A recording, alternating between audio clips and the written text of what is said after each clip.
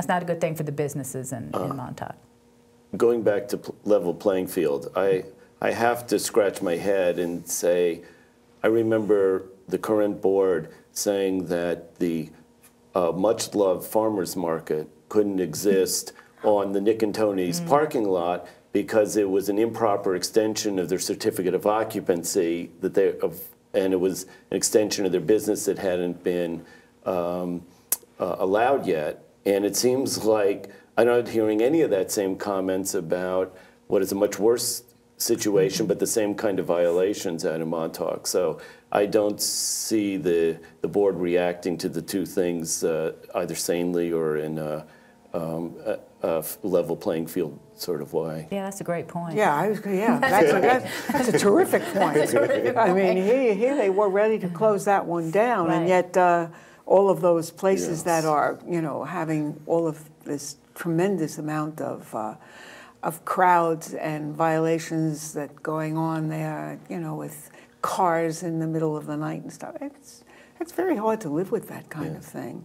I mean, people have said to me, don't go near Montauk, don't go near Montauk. Yeah, well, see, that's not good for Montauk. Yeah. Now, Phyllis, I don't know if you're prescient, but you mentioned before about when Peter mentioned quality of life, you mentioned about leaves, and you probably don't know that actually this morning we released a press release saying that we plan to reinstitute the LEAF program.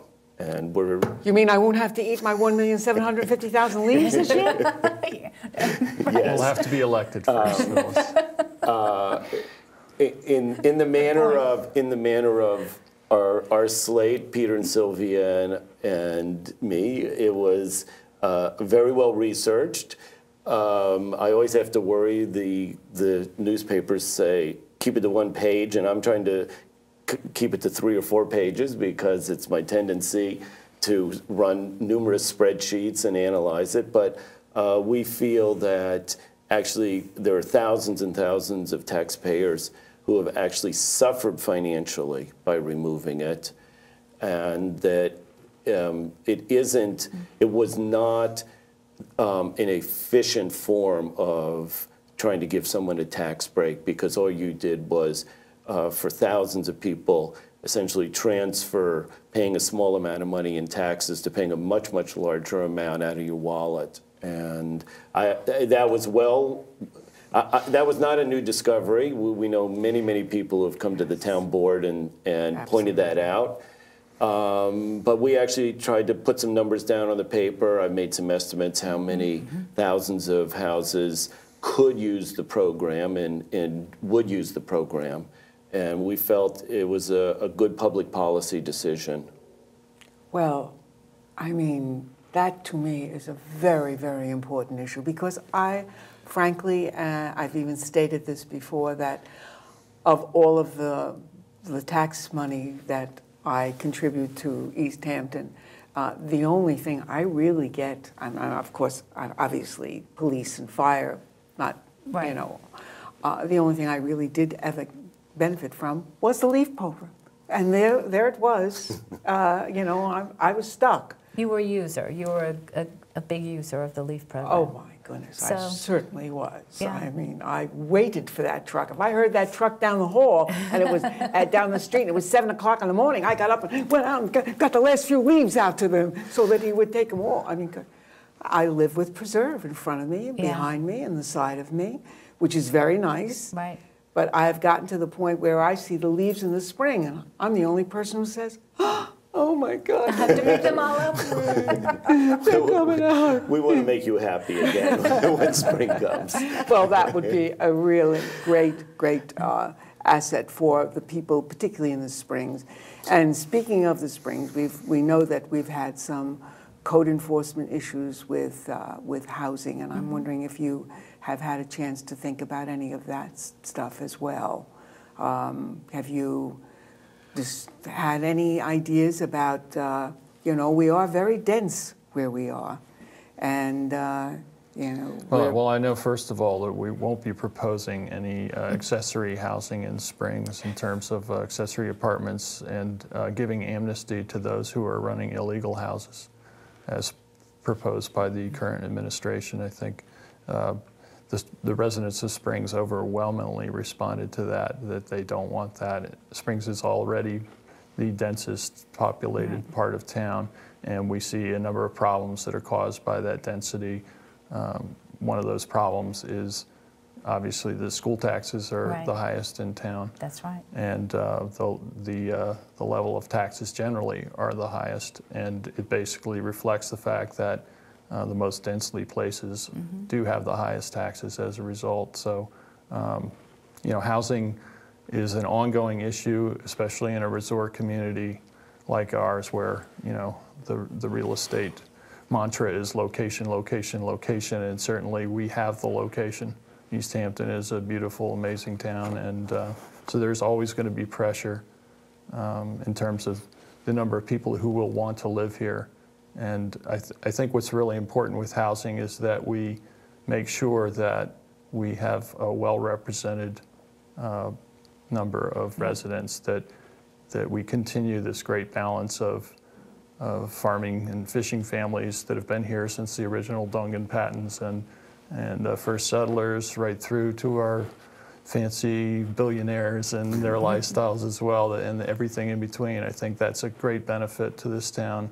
It's part of the fabric of the town, and we need to make sure that we have our total community represented here locally, and that we keep everybody pretty much given them the ability to stay. To stay, yeah. Phyllis, because certainly I guess because of my background where I've been chair of the Nature Preserve for several years and been on it since 2002, and I work quite frequently with environmental groups. I also look and get very nervous about the environmental problems that the overcrowding can be causing. It's happening in the densest, most tightly packed areas usually. There's also issues with potential problems for firemen who respond and code violations. But just looking at the close proximity of wells to septic systems that were designed for much smaller loads has me very, very worried. And without downplaying at all the quality of life issue of the noise and extra traffic, it's another area that we may be able to use and look at in code enforcement to try to correct this situation.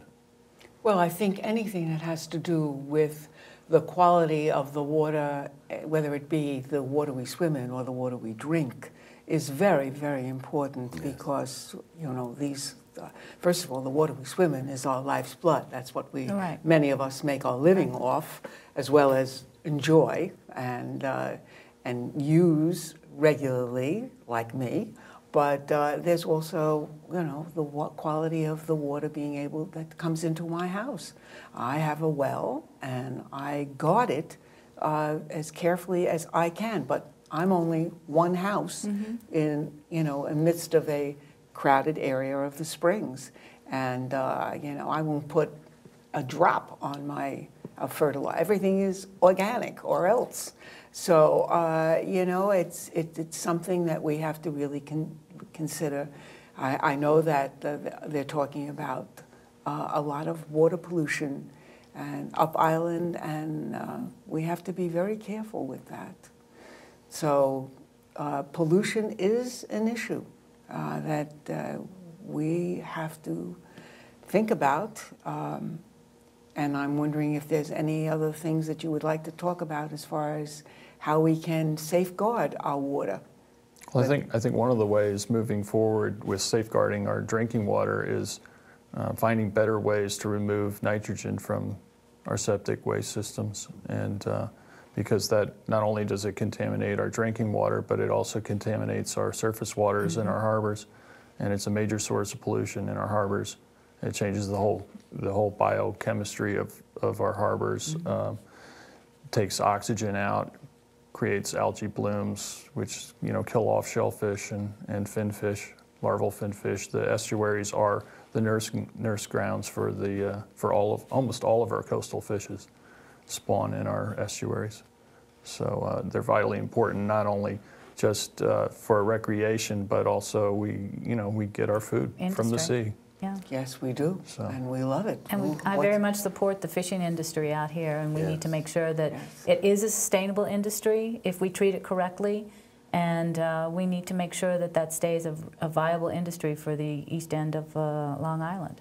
Yes, So. I couldn't agree more. Yeah. What's better than our fresh fish and our fresh vegetables? Well, it brings a lot of money into the town, and so we cannot forget how much, I think it's 12 million landed, and probably another 50 million just because fishermen use, the different businesses in the town. Right. So this is a really big industry that needs to be applauded and supported in any way it can by government officials. And I would just point out, I don't see how you can imagine East Hampton being the kind of town that you love if the fishermen and the farmers weren't here. It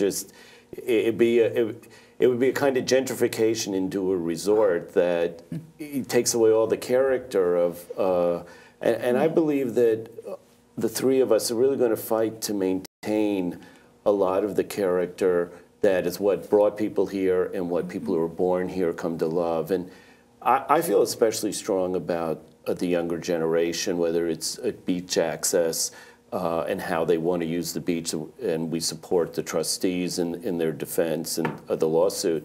That if we don't fight for them, then they're gonna lose their fight to want to stay here. It's hard to stay here. It's very expensive, and I think Yes. they have to believe their leaders Yes. are fighting for them. Right. Well, it's like all of these issues that we have sort of touched on today. They're very complex issues. There are no simple answers to things. I mean, you have to really, for one thing, you have to know what you're talking about. You have to do the research, which I know you guys are very able to do.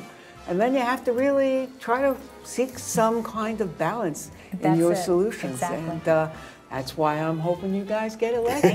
Thank you. I'm going to do everything I can. Thank you, Phyllis. Yes, this is Phyllis Italiano saying thank you so much for coming, and we'll have another one like this. Thank you. It was great because you fun. really So- do.